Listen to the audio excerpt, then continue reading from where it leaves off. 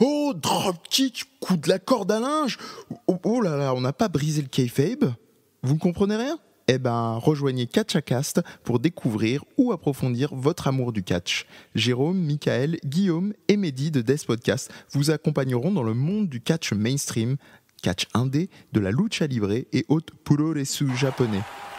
Ah, c'est parti. John, à Battleground, je te promets une chose. C'est que je vais te battre et devenir le nouveau champion.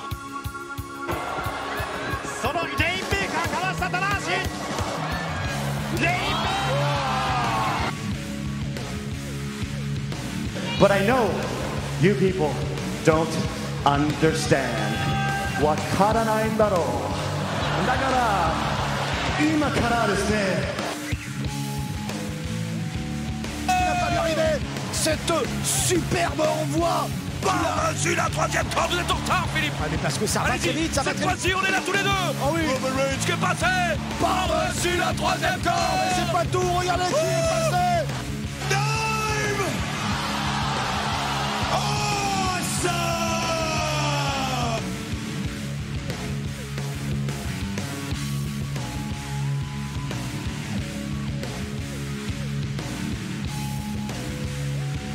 Hello à toutes et à tous et bienvenue dans ce 4e numéro de Catchacast. Je ne bégaye plus, le running gag est fini, j'arrive à prononcer le nom de l'émission correctement et on se retrouve avec notre trio, le trio des vainqueurs. Il y a du heal, il y a du twinner, il y a du face, il y a tout ce que vous en voulez.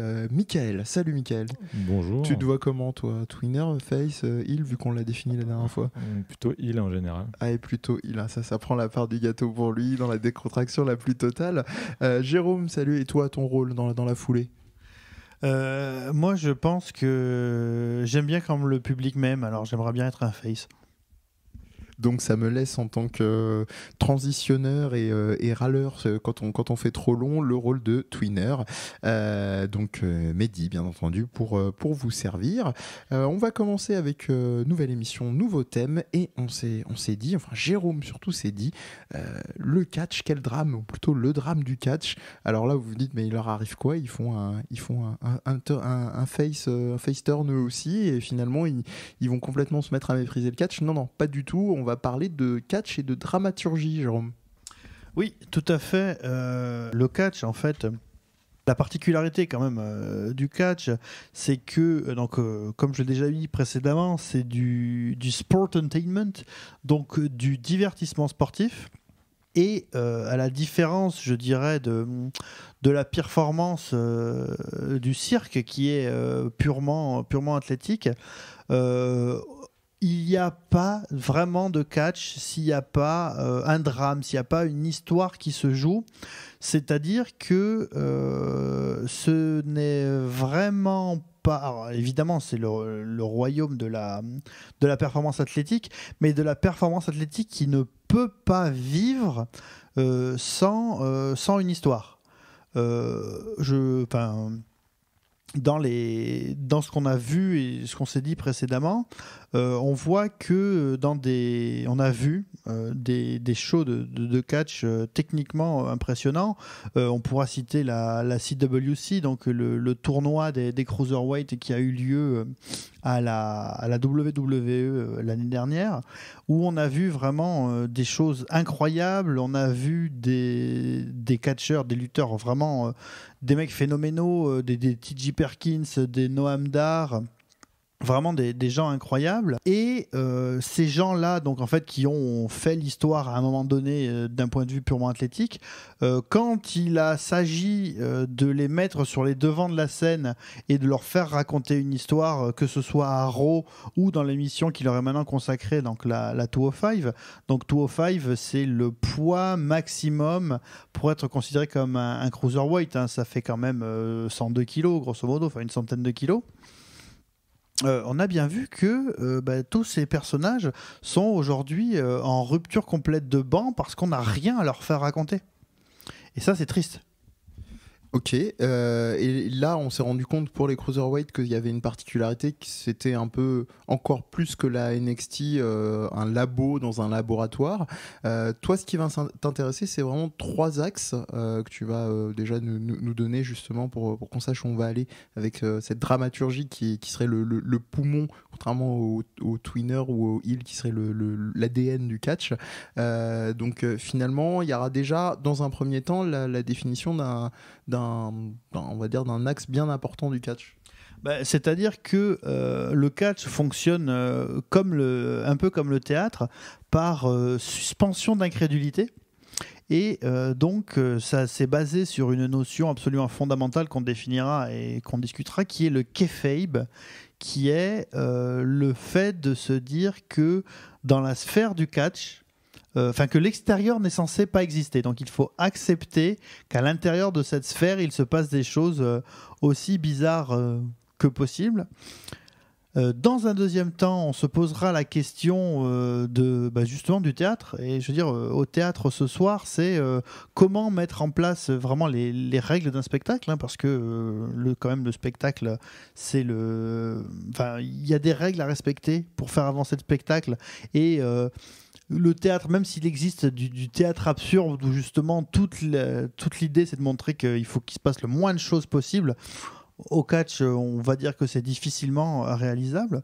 Et en fait, dernier point, exactement comme on avait fait la dernière fois, et on va complètement essayer de retourner la perspective, c'est de se dire, puisque je disais que c'est la dramaturgie qui est plus que la performance sportive, c'est vraiment de se dire, est-ce que la performance sportive peut complètement dissoudre la dramaturgie, et peut-on rester complètement bouche bée uniquement devant des combats de spot monkey, comme nous disait Michael la dernière fois?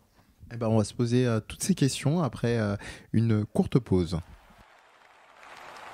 Ce que le public réclame, c'est l'image de la passion dans la passion elle-même. Il n'y a pas plus un problème de vérité au catch qu'au théâtre. Ici comme là, ce qu'on attend, c'est la figuration intelligible de situations morales ordinairement secrètes. On se retrouve avec la notion avec laquelle nous a laissé Jérôme. Alors avant de te redonner la parole, est-ce que toi, Michael, sur le concept de kayfabe, est-ce que tu voulais revenir dessus, ou sur le décor qu'a planté Jérôme avant de le laisser partir dans une envolée lyrique théâtrale? Non, je vais le laisser partir pour l'instant. Allez, après. t'as de la chance, c'est au théâtre ce soir avant l'heure. Donc Jérôme, la notion de kayfabe, tu nous l'as promis, on t'écoute. En fait, déjà, le mot kayfabe vient je dirais, de la langue foraine, qui avait ses propres codes et qui est pratiquement, je dirais, la langue qui a inventé le verlan. Les mots à l'envers, et en fait, kayfabe à l'envers, ça fait be fake. Donc, grosso modo, c'est d'accepter, c'est-à-dire que par rapport au monde dans lequel on vit, ce qui se passe devant nos yeux est faux, mais nous faisons le pari de l'accepter. Voilà. C'est finalement tout le sel du catch, c'est d'accepter, je dirais, le kayfabe, et c'est d'autant plus compliqué aujourd'hui qu'avec les réseaux sociaux, les émissions de télé où tu peux voir du catch absolument tous les jours, faire croire, parce que c'est vraiment faire croire, là on est vraiment dans la croyance, dans l'illusion, faire croire que ce qui anime ces personnages, c'est pas qu'ils suivent une histoire, mais c'est vraiment l'animosité qu'ils peuvent ressentir les uns par rapport aux autres. Ça reste un véritable, je pense qu'aujourd'hui c'est vraiment un challenge. Et est-ce que vous pensez que aujourd'hui encore, au niveau du respect du kayfabe, est-ce que ça a pris un coup dans l'aile, ou est-ce que vous pensez que c'est toujours bien là, quoi? Déjà, la WWE a plus la même politique, parce que dans les années 80, il fallait respecter kayfabe à tout prix. Ouais. Il fallait que les méchants soient vraiment méchants. Il fallait pas qu'ils... Ça aurait été embêtant si on avait vu Iron Chick dire sur Twitter qu'il aimait bien les petits chats, ou ça n'aurait pas fonctionné. Or, aujourd'hui, comme tous les catcheurs ont des Instagram et des Twitter et qu'on les voit, récemment, il y a eu des problèmes, je crois, parce qu'on a vu Roman Reigns et Braun Strowman, je crois, faire des photos en où mode ils étaient, BFF. en mode BFF parce qu'ils voyagent pas mal et ils visitaient Rome ou je sais plus quoi. D'accord. Ça tue un peu la rivalité. Oui, il avait retiré et les gens s'étaient pas mal posé la question, est-ce qu'il faut faire ça ou pas? Ouais. Et ils ont été venus à la conclusion que de nos jours on le sait parce qu'aujourd'hui tout le monde est un smartphone. Il y a, à part des petits enfants ou des gens vraiment très très au fond des États-Unis. C'est le syndrome du Père Noël, quoi. C'est en gros, est-ce qu'on tire la barbe Ouais, ou voilà. pas, quoi. Mais comme je pense que les gens le savent, donc on peut voir des catcheurs qui sont amis alors qu'ils sont pas censés être amis, c'est pas gênant. Ouais. Par contre, pas en plein milieu d'une rivalité, en fait, c'est ça. C'est-à-dire que si en plein milieu si là après que Roman Reigns ait assassiné Braun Strowman, on les voit en train de jouer aux cartes, ça va un petit peu pourrir le truc parce que le catch, c'est les gens d'ailleurs qui ne connaissent pas le catch posent toujours la question mais oui mais c'est truqué, alors pourquoi t'aimes bien, enfin ça sert à rien, c'est du sport mais c'est truqué. Tu les imites très bien. Et en fait je leur ai dit mais le cinéma, tu sais que c'est truqué et pourtant ça fonctionne. Bah, c'est la même chose. T'avais rajouté connard. Sans doute. Mais voilà, c'est en effet la suspension of disbelief. Je sais jamais le dire en français, mais toi tu l'as très bien dit. Suspension d'incrédulité. Voilà. Et c'est que le catch, c'est l'art de faire croire aux choses. Et au sein d'un match, c'est aussi important. Mais après, on en parlera peut-être après. C'est que pour moi, de bons catcheurs, c'est pour ça que on parlait des spot monkeys. Le problème des spot monkeys, c'est que je vois deux catcheurs qui, c'est très compliqué de faire des belles acrobaties, donc quand ils font de trop belles acrobaties, je vois deux catcheurs qui sont main dans la main en train de faire de très belles acrobaties. Mais moi, pour qu'un match de catch fonctionne, j'ai besoin de croire qu'ils sont en train de faire un match, qu'ils sont l'un contre l'autre. Et par exemple, il y a eu toute une tradition de match de cruiserweight à la TNA où c'était vraiment 4 catcheurs dans le ring qui faisaient des saltos les uns sur les autres, et c'était c'était du patinage ou de la danse, enfin de la natation synchronisée, quoi. Et ça, il y a des gens qui adorent, et ça donne des choses assez impressionnantes. Pour moi ça fonctionne pas, et c'est une histoire de dramaturgie, parce que moi j'ai besoin de dramaturgie dans le catch. D'accord. Alors, moi, pour essayer de répondre très rapidement, c'est un peu... déjà, si on reprend finalement le propre de la dramaturgie, c'est cette dimension d'action. Si on la définit pour quelqu'un, vous n'aimez pas la littérature ou quoi, ok, c'est ce qui va faire donc avancer pas forcément par de l'action, se mettre des coups, parce que dans le catch, on pourrait le croire, mais ça peut être aussi par un récit. Hein, vous avez des veines théâtre pathétiques, etc. Ça peut avoir plein de formes. Donc, on va pas vous prendre la tête avec ça, vous avez l'idée. Moi, je me pose la question, c'est finalement, ça revient au théâtre antique, qui était finalement ce moment où il y avait, même s'il est hyper galvaudé aujourd'hui ce terme, une catharsis, donc un retour de la paix dans la cité qui maintenant n'a plus lieu d'être, et a encore moins lieu d'être avec l'exemple de Michael, parce que justement on a trop je dirais, d'informations et d'éléments qui viennent biaiser cette suspension d'incrédulité.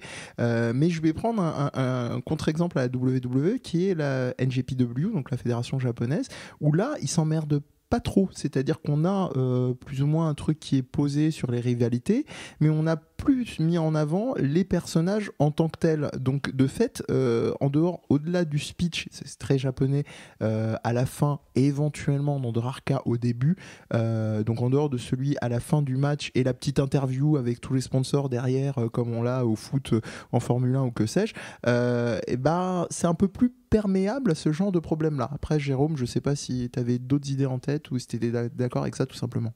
Ah ben moi j'étais d'accord avec toi sur la partie du Japon. C'est vrai que au Japon c'est très sur les réseaux sociaux, hein. Par exemple, si vous suivez Kenny Omega, il va plus raconter de conneries en rapport avec le dernier jeu qui vient de sortir ou des choses comme ça, que parler de ses rivalités en termes de catch à la New Japan. Mais donc pour revenir sur le rôle des réseaux sociaux, et je suis dans le fond assez d'accord avec ce que Michael a dit jusque-là, mais par exemple, moi il y a un exemple que je trouve plutôt sympa et qui est anti-kayfabe, mais au dernier stade, c'est la bromance, donc ce serait plutôt une sismance, on va dire, entre Becky Lynch et Charlotte Flair. où chaque poste pratiquement de l'une est une manière de pas de déclarer sa flamme, mais de déclarer sa flamme amicale à l'autre. Et je me souviens que quand chacune était championne dans sa division, je ne sais pas s'ils ont été championnes en même temps ou s'il y a eu un décalage, mais elles s'amusaient à poster, je dirais, des copies d'écran de discussion FaceTime où Becky faisait le signe du doigt pour dire trop bien pendant que Charlotte avait sa ceinture sur l'épaule. Ou l'inverse, c'était vraiment, voilà, on est trop potes, on est Thelma et Louise, elle s'appelle comme ça, on fait trop des trucs ensemble. Et ça a brisé la kayfabe ou c'était un kayfabe? C'est-à-dire que est-ce qu'elles étaient toutes les deux face ou toutes les deux heel En fait, c'est ça. Non, mais en fait, elles sont. Le truc, c'est qu'elles sont vraiment. C'est ça qui est compliqué, c'est que moi, je pense qu'elles sont amies vraiment aussi dans la vie. Et là, pour moi, c'était en dehors de la kayfabe, parce que je vois même pas l'intérêt. En plus, avec les deux divisions séparées, que l'un s'intéresse à l'autre. Et là, pour le coup, voilà, ça brise le kayfabe parce qu'on dit, nous, on est trop potes et regardez, c'est pas parce qu'on est des catcheuses qu'on n'est pas copines, et des trucs comme ça, quoi. Parce qu'à côté de ça, par exemple, Kevin Owens et Sami Zayn, qui sont amis quasiment d'enfance, ne sont jamais vus ensemble et ne traînent pas trop ensemble, parce qu'ils sont censés être maintenant rivaux. Alors qu'en fait, je pense que leurs familles se connaissent et tout. Enfin, ils se connaissent très très bien. Et ils font... Mais attends, Owen, c'est bizarre parce qu'à côté de ça, il n'arrête pas de dire qu'il est très pote avec des gens et qu'il ne devrait pas être pote. Il n'arrête pas de dire qu'il adore Shinsuke Nakamura sur Twitter, alors qu'il n'a pas de raison dans la kayfabe d'adorer Shinsuke Nakamura. Je pense que dans SmackDown, c'est un rival. Enfin, voilà. Il n'arrête pas de dire qu'il adore Ty Dillinger alors qu'il n'y a aucune relation narrative entre deux.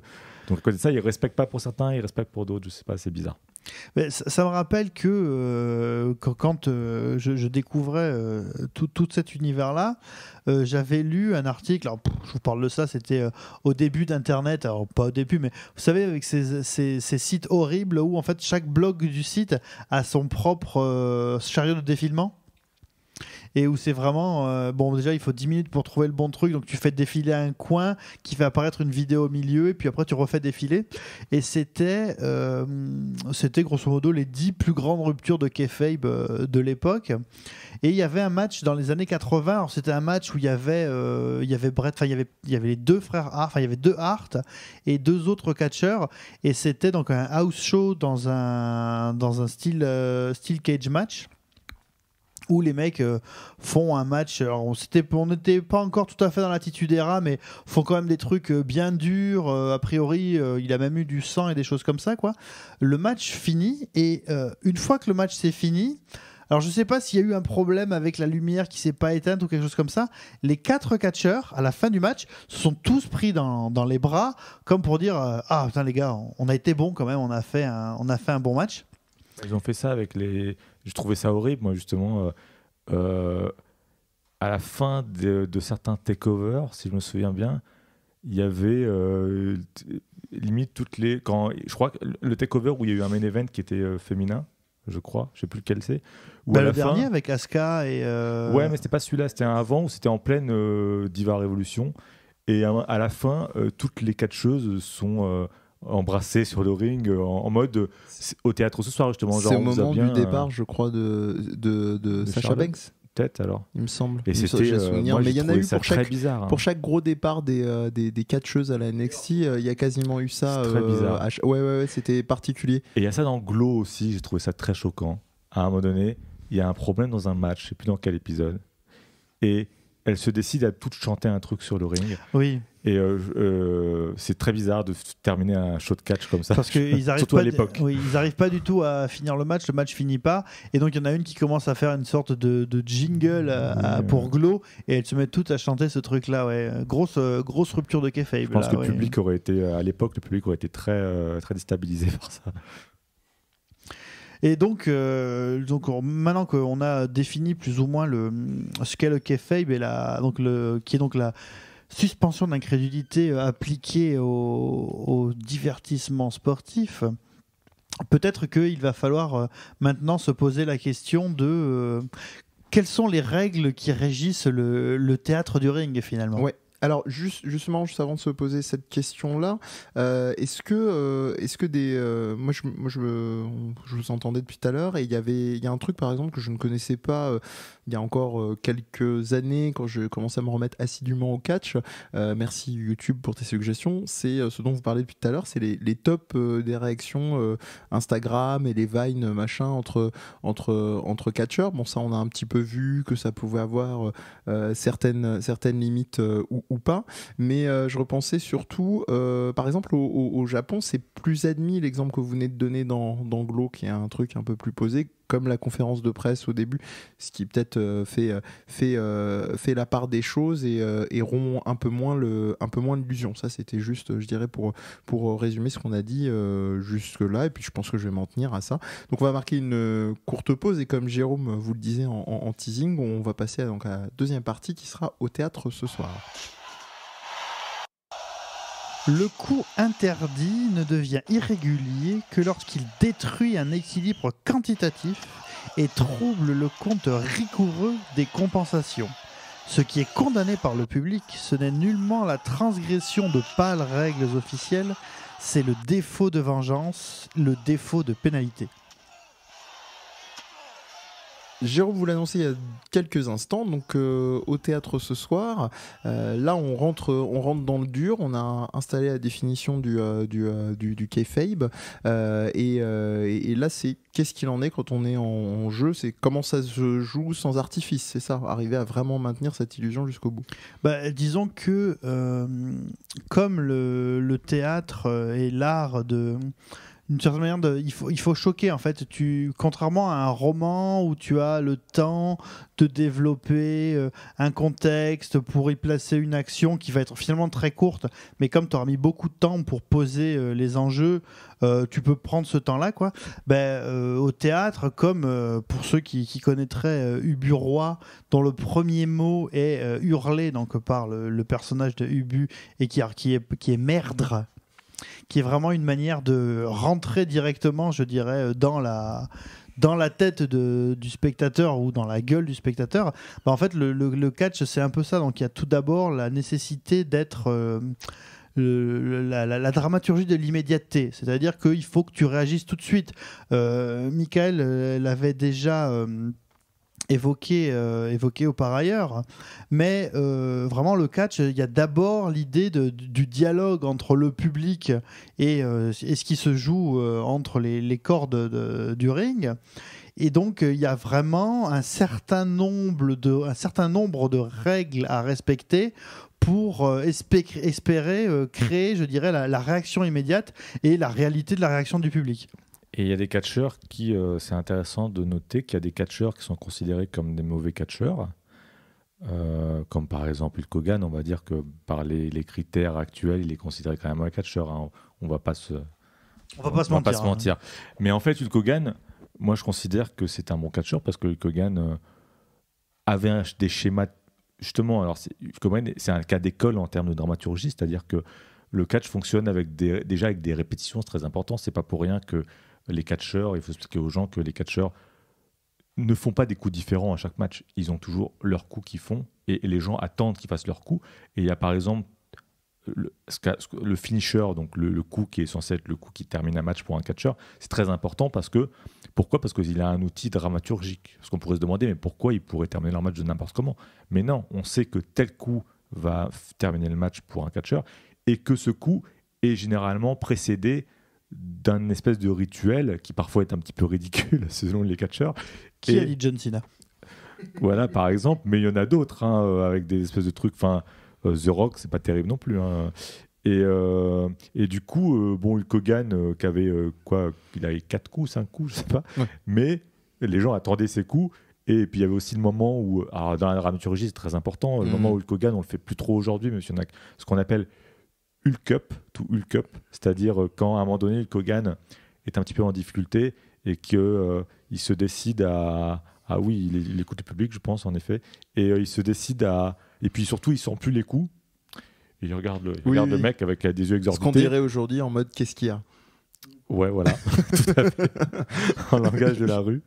Et du coup, après, il est un peu immortel à ce moment-là. Et voilà. Oui. Alors bien sûr, du coup, c'est là que la suspension d'incrédulité est très importante, parce que c'est bien évidemment pas du tout réaliste, et que c'est là que le catch... Alors bien que quand on soit enfant, on se pose pas la question et qu'on y croit quand même. Non, bien sûr. Mais c'est là que ça continue à fonctionner. Adulte, il est... Oui, même si comme de on nos dit, jours, fired up, si ça marche bien, si Ouais. le personnage incarne le truc... Mais de nos jours, on accepte moins, je pense. oui, Même si on a quand même encore des spots un peu du genre, typiquement quand on fait une prise d'endormissement à quelqu'un et qu'on lui lève le bras et puis qu'il va faire...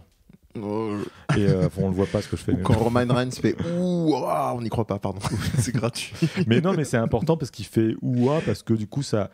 Généralement, en fait, les finishers, par exemple, sont toujours téléphonés, à part certains finishers qui sont des finishers surprises, comme encore, j'allais dire, le RKO est surprise, c'est ce principe, out of nowhere. Qui vient de nulle part, voilà. Mais généralement, ils sont téléphonés pour que les gens disent oh, le finisher va arriver, mais est-ce qu'il va être contré ou pas? Et souvent, après, on a l'habitude, quand on voit du catch, c'est là que des matchs sont meilleurs que d'autres. C'est qu'il y a des matchs où on ne sort pas de ce à quoi on s'attend.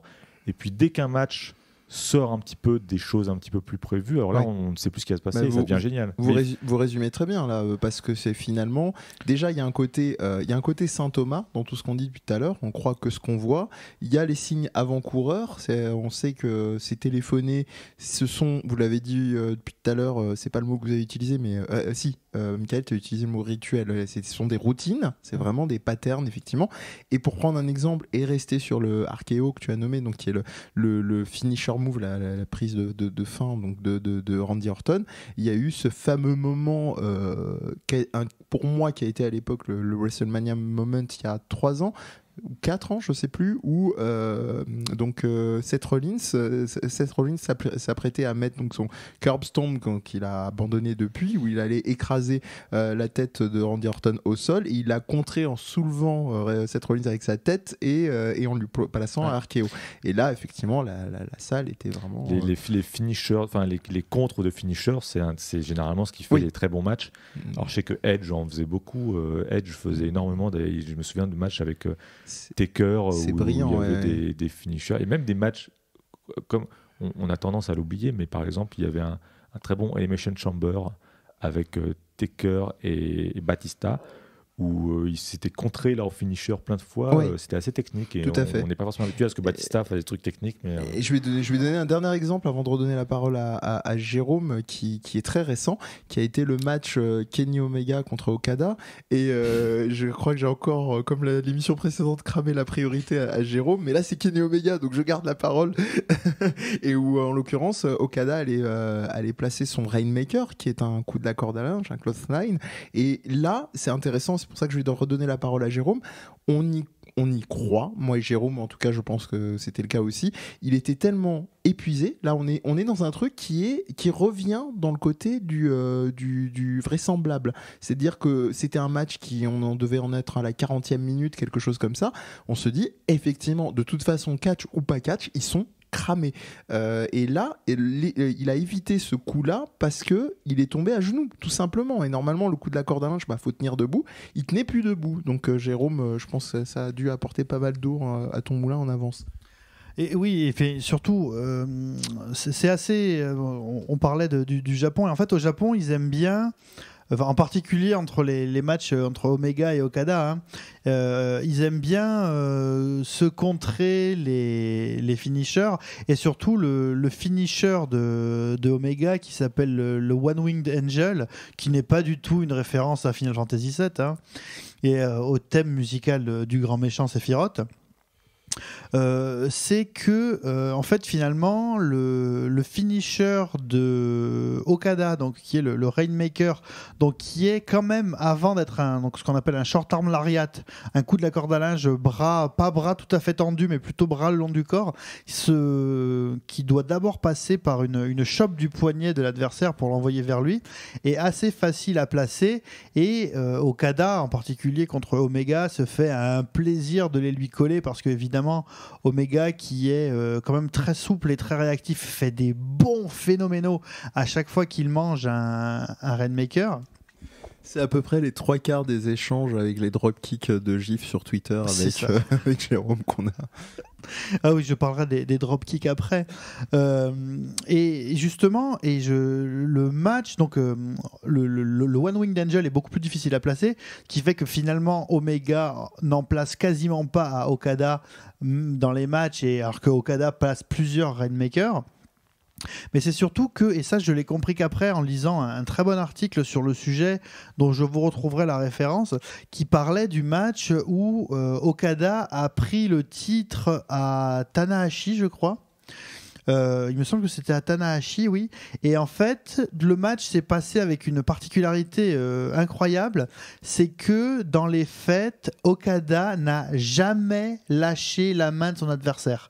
C'est-à-dire que l'étape qui précédait donc la distribution du Rainmaker a été préparée pendant tout le match, dans la mesure où Okada a toujours eu le moyen de foutre sa main sur le poignet de son adversaire pour qu'il soit... Et en fait, on a vu finalement qu'il avait pris le dessus et qu'il s'apprêtait à devenir le champion, parce que l'étape qui précède le Rainmaker, c'est 2 coups finalement.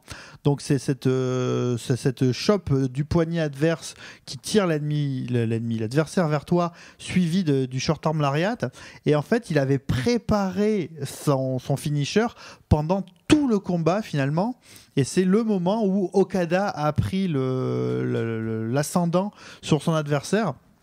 Parce que exactement comme le disait Michael, là finalement les règles, on voyait que ce truc allait arriver, mais on l'a vu arriver de très très très très très très loin, comme pour dire voilà, maintenant la main mise est littéralement là. Et donc Okada a tellement maîtrisé qu'il peut utiliser son Rainmaker, donc il fait pleuvoir de l'argent normalement et pas de l'eau, pour finir. Et ouais, alors pendant je pensais à d'autres choses importantes. Alors un exemple d'effet d'annonce comme ça, parce qu'on parlait un peu de tout ça, d'effet d'annonce. Dans les matchs hardcore, donc les matchs hardcore sont des matchs avec des objets dangereux sur le ring, tels que des chaises et des échelles, ou parfois des objets plus dangereux. Et parfois des catcheurs. Ouais. Aussi. Et du coup, il y a un truc, par exemple, dans les rituels un petit peu comiques et récurrents du catch, parfois un peu trop, il est de tradition que quand vous êtes... C'est un petit peu l'idée de l'arroseur arrosé, qui revient un petit peu aux sources du cinéma. L'idée, c'est que quand on est un catcheur et qu'on va mettre en place quelque chose qui est très dangereux pour son adversaire, on saura toujours la personne qui tombera dans le piège. C'est récurrent. Alors, il y a un exemple excellent de ça, bien sûr, qui est de Kevin Owens au Royal Rumble de cette année. Non, de cette année. Oui, de cette année. Avec Roman Reigns, c'était cette année, là, oui. Il y a eu un très bon match avec Roman Reigns, hardcore. Et alors, effet d'annonce extraordinaire. À un moment donné, c'était un peu comique, mais Kevin Owens, c'est toujours un peu comique. Il a fait une pyramide de chaises assez sublime. Et en même temps, tout le monde se disait, mais si quelqu'un tombe là-dedans, il va se faire très mal. Donc, on espérait un peu tous que personne ne tombe dedans. Et bien évidemment, à la fin du match, il a mis au début du match et à la fin du match, Reigns a fini par le balancer dedans, et c'est lui qui a généreusement expérimenté sa propre construction comme il se doit. Voilà, c'est assez récurrent. Et un autre truc que je pensais par rapport à ce que tu disais tout à l'heure, je reviens un peu à un autre truc, par rapport aux ruptures de kayfabe. Moi, je trouve que les plus belles ruptures de kayfabe, qui me touchent profondément à chaque fois, mais c'est ma vision un petit peu sensible du catch, mais c'est quelque chose que je trouve assez sublime, c'est quand un catcheur se fait mal. Et que quand un catcheur se fait mal sur le ring, a priori, même s'il se fait très très mal, le catcheur qui est en face, qui est censé être méchant, ou même qu'il soit gentil ou méchant, généralement, bizarrement, c'est toujours le gentil qui se fait mal. Mais en fait, quand du coup le méchant quand ils sont mal, vraiment, du coup, le méchant va pas avoir l'air désolé ou inquiet. Il va voilà, content, et même si derrière... backstage, dans les coulisses, il va être effondré, et il va aller le voir en lui disant j'espère que ça va bien. Sur le ring, il va toujours avoir l'air tant pis pour toi. Ouais, voilà, c'est l'occasion qui fait le larron, quoi. Oui, et il va même continuer à le taper si possible, et tout. Ça arrive assez souvent. Et il y a des petits moments où on voit, et c'est sublime parce que c'est une espèce de... c'est comme si soudainement il y avait on grattait l'armure et qu'on voyait un petit peu le cœur battant. Hein. Et par exemple, moi je pense, je sais plus quand c'était, mais il y a un match entre Sheamus et Cesaro, je crois, avant qu'ils soient en équipe, où Cesaro a fait un espèce de dive débile comme ils font tout le temps, et il est rentré suicide dive où il est juste tombé la tête la première dans le mur. Et en fait, on a vu Sheamus à ce moment-là qui a très tendrement mis son bras pour l'empêcher de se faire mal, et qui après a trop gardé son bras sous sa tête au cas où il se serait fait mal à la nuque, quoi.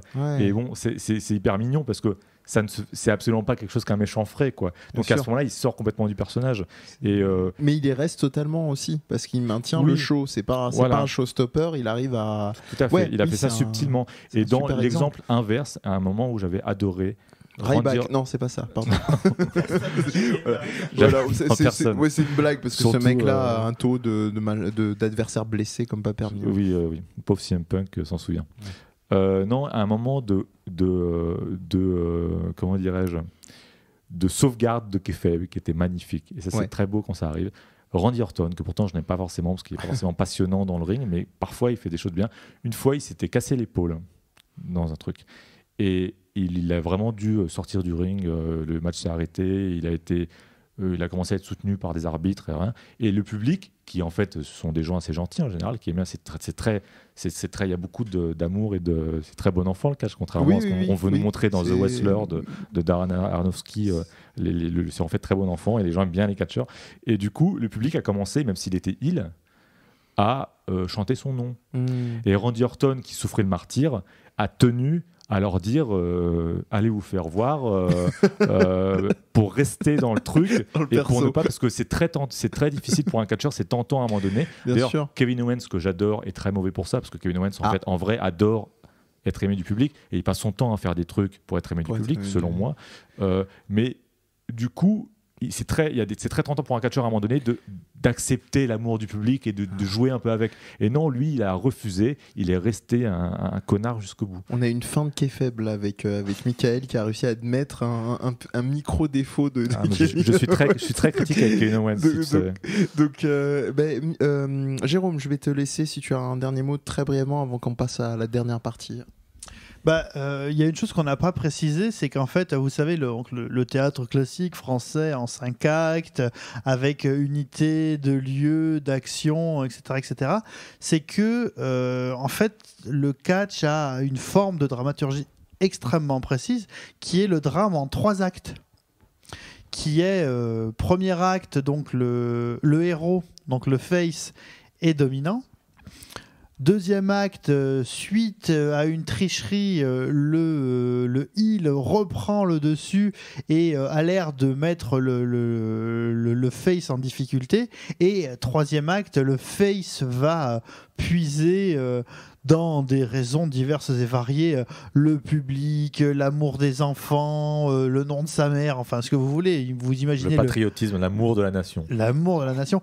Alors pour ceux qui ont vu Glow, c'est extrêmement bien fait.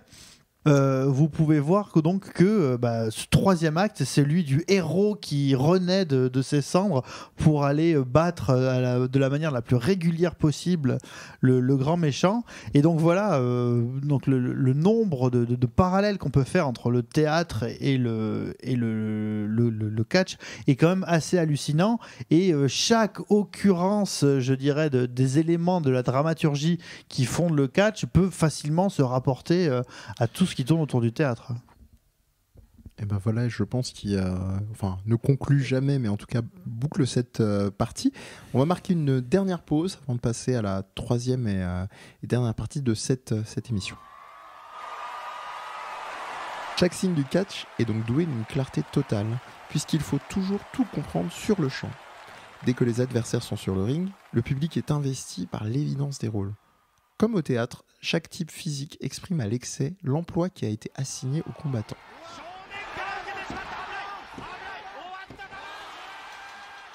troisième et dernière partie de cette émission, le drame du catch, ou plutôt au-delà de la blague, la dramaturgie dans le catch, où là on va se demander si la dramaturgie justement est soluble dans la performance physique. Alors si là vous voulez sortir, ça vous évoque que des Doliprane à placer dans l'eau, c'est pour le dire plus simplement comme l'a fait Jérôme au début de l'émission, c'est est-ce que le catch, en tout cas dans sa dramaturgie, ne se résume qu'à ces fameuses exécutions de coups dont on vous parlait plus tôt. Alors pour un petit peu planter le décor, sans forcément de réponse, on va te laisser justement dire quelque chose en amont déjà. Ce qu'on a dit quand même pas mal depuis le début de cette émission et des thèmes qu'on a pu aborder depuis le début de l'émission en général, je dirais, c'est que pour faire un bon match de catch, il faut être à 2. Il faut même être à 3 parce qu'il faut le public, hein, c'est un ménage à 3 bien évidemment.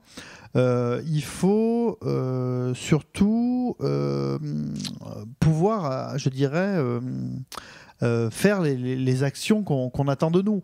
Les fameux finishers sur lesquels on a beaucoup mis l'accent, il y en a qui sont finalement relativement faciles à placer ou à sortir, donc le RKO ou le fameux Rainmaker. Et en fait, tous les finishers finalement au Japon n'ont pas forcément vocation à être aussi phénoménaux que ceux aux États-Unis, à tel point qu'on en avait parlé avec Michael, le fameux Styles Clash. Donc le finisher de AJ Styles te paraît absurde parce qu'il faut une préparation beaucoup trop longue pour pouvoir le sortir naturellement, quoi. Oui, pour moi j'ai du mal avec les coups en général au catch qui demandent trop de préparation ou qui n'ont pas l'air réalistes, mais il y a des gens qui n'ont pas de problème avec ça. C'est vraiment deux écoles en fait. Tu vois, moi autant le Styles Clash ça m'a jamais trop gêné parce que j'aime AJ Styles, autant le pédigré ça m'a toujours paru le pédigré de Triple H. C'est un peu plus simple. C'est plus simple, mais je me dis toujours, quel que soit l'état de fatigue, simulé ou pas, de l'adversaire de Triple H, quand tu es dans cette position-là, à moins d'être complètement cuit, tu vas essayer de gigoter, quoi. Et le truc, c'est que les mecs bougent pas trop, quoi. L'idée, c'est vraiment comment tu juges de ce qui est...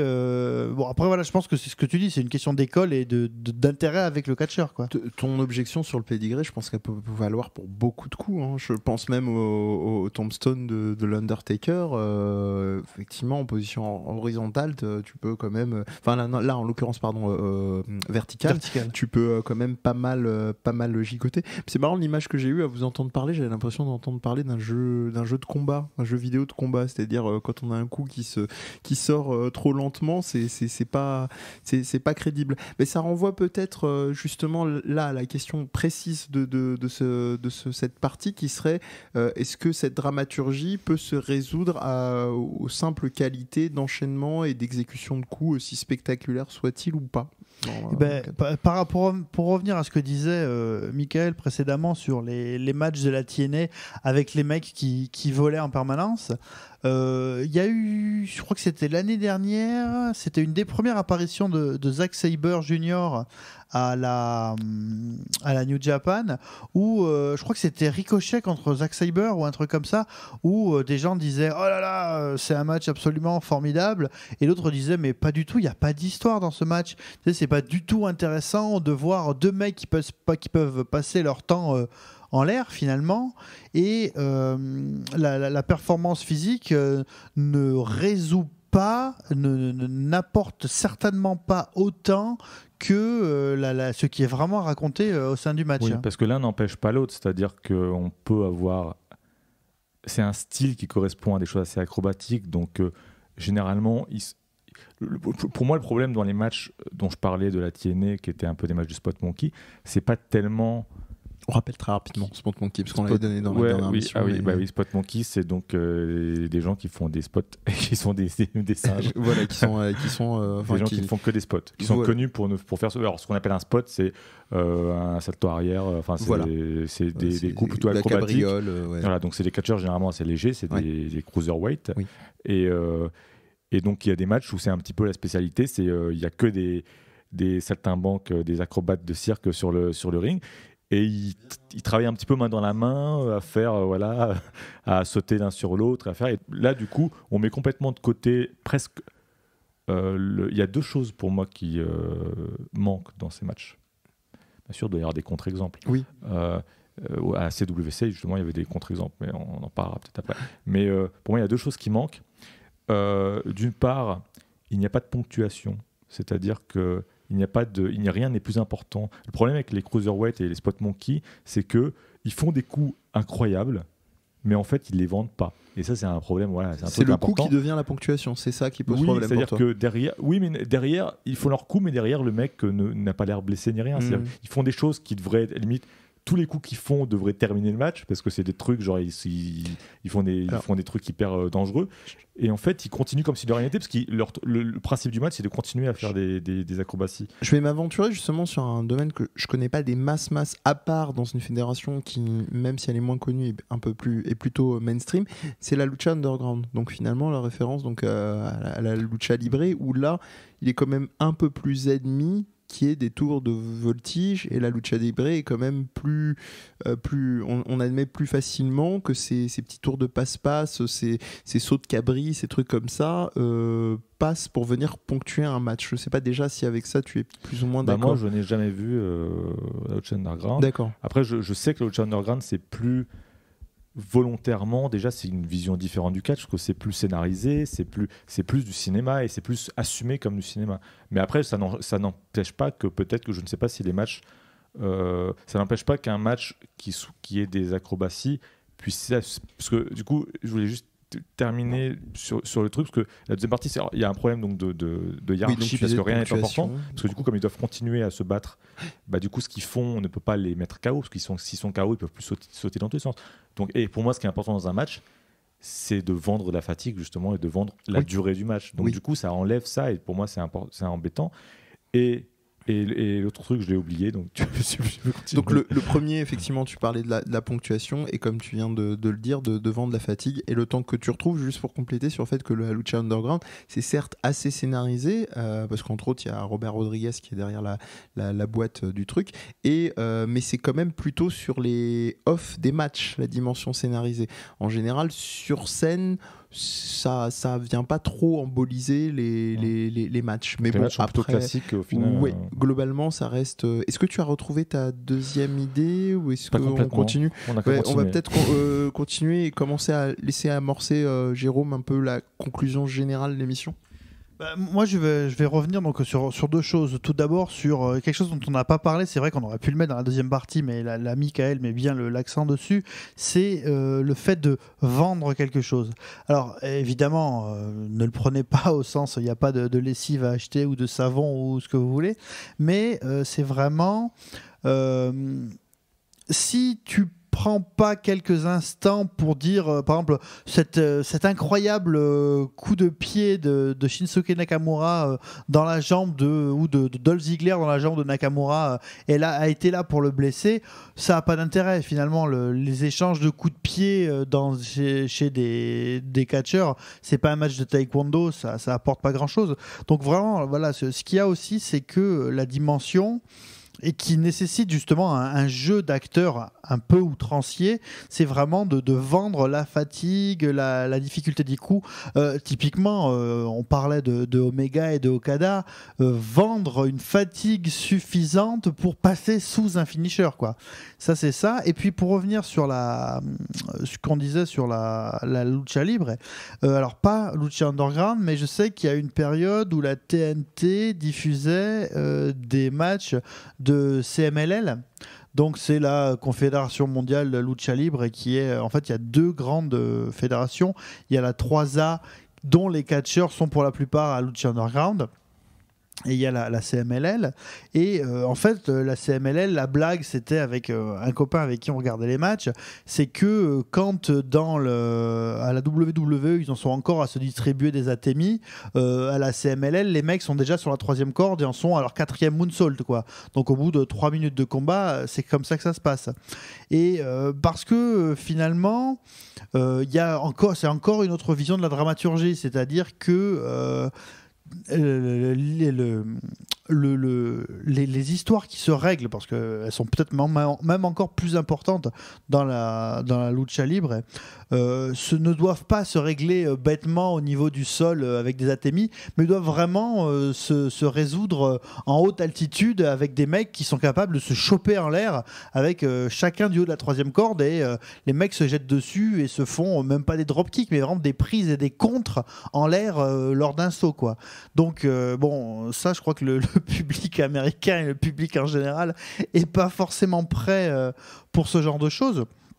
Et finalement c'est ça, c'est que si tu dis à tous ces mecs montez sur la 3e corde et commencez à vous choper en l'air, mais qu'il n'y a pas vraiment d'histoire à résoudre, de questions en ces deux-là, bah c'est quoi, c'est du cirque, c'est le festival du cirque de Monaco, et on est venu pour autre chose. Et finalement, justement, là, il y a cette dimension très aérienne dont tu parlais quand tu parlais de la lucha libre, où il y a presque une métaphore de s'élever, qui a été récupérée dans la lucha underground. Michael, est-ce que tu as retrouvé ta deuxième idée ? Non, mais c'est maintenant, il vaut mieux enchaîner. Elle n'est pas revenue, et justement, enchaînons, ne brisons pas trop le kayfabe. Et ben, écoutez, on va se rapprocher doucement, pas se rapprocher, on va arriver à la fin de cette émission. Moi, il y a juste une ouverture que je vais donner de manière malicieuse, parce que ce serait potentiellement en mode teasing une émission qu'on aurait dans les cartons et sur laquelle on va pas s'apesantir. Mais Jérôme, tu parlais justement des commentaires pour décrire une action. Ça en fait partie aussi, même si les matchs sont scriptés, le déroulé est là.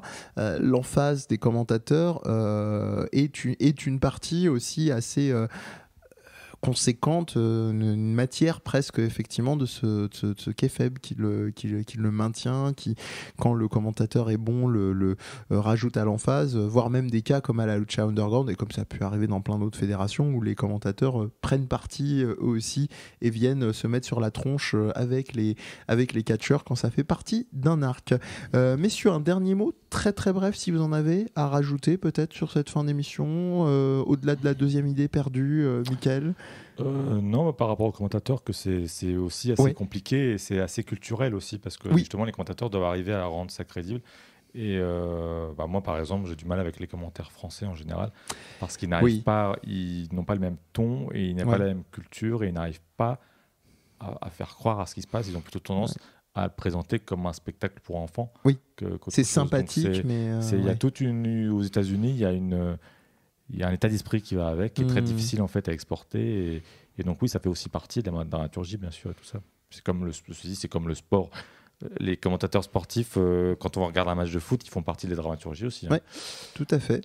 Et bien, il revient, je pense, dans l'ordre des choses, de laisser le dernier mot très brièvement à Jérôme, vu qu'il est instigateur de cette émission, pour ne pas briser le kayfabe et le laisser conclure.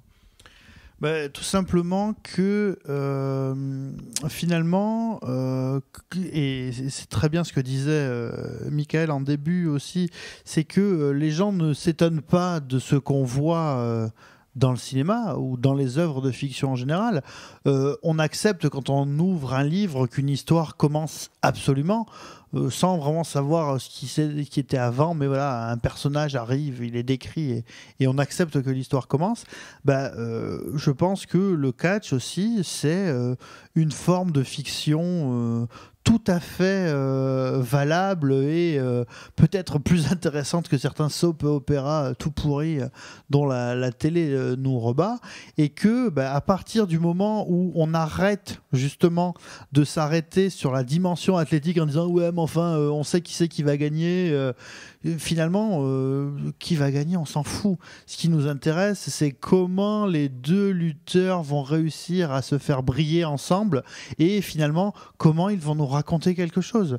Finalement, le vainqueur, dans beaucoup de combats, si on repense par exemple au SummerSlam l'année dernière, le fameux Cena contre AJ Styles, c'était à peu près évident que Cena allait gagner et c'était à peu près évident que Styles allait perdre son titre, mais l'intérêt, c'était surtout pour Cena d'adouber d'une certaine manière Styles, et pour Styles de dire Cena est capable de lutter athlétiquement face à un catcheur comme moi. Voilà, c'était l'histoire, elle était là, pas sur le fait que Cena ait gagné son 16e titre. Le fait d'être à la fois surpris et rassuré, surtout le cheminement, comme tu me l'as pas mal dit, qui reste central dans ces histoires de kayfabe et de dramaturgie dans le catch. Merci à vous deux, messieurs, comme d'habitude. Merci à vous toutes et tous de nous écouter. Et puis on se retrouve pour une prochaine émission. Vous avez déjà eu des petits teasings d'idées distillées par-ci, par-là. Et donc on vous dit à la prochaine pour un nouveau numéro de KatchaCast. À bientôt. Ciao. Salut tout le monde.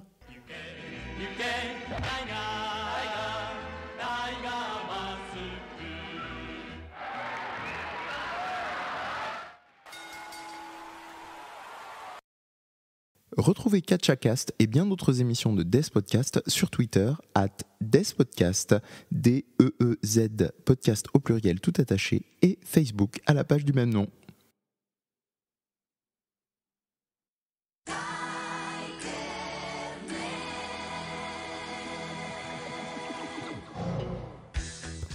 Et donc il y a des matchs où c'est un petit peu la spécialité, c'est il y a que des saltimbanques, des acrobates de cirque sur le ring, et ils travaillent un petit peu main dans la main à faire voilà, à sauter l'un sur l'autre, à faire, et donc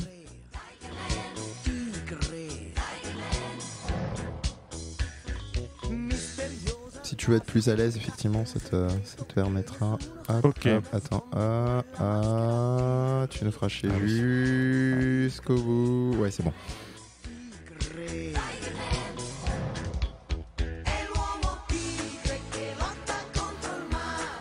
Alors, ce que le public réclame, c'est l'image.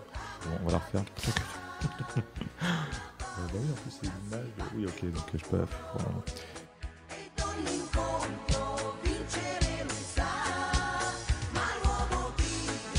Chaque signe du catch est donc doué d'une clarté totale. 1, 2, 3, tu vois, c'est pas si simple ça.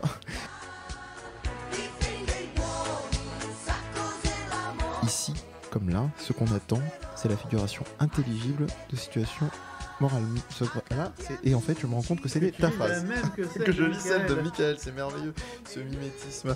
Voilà, pardon. 1, 2, 1, 2.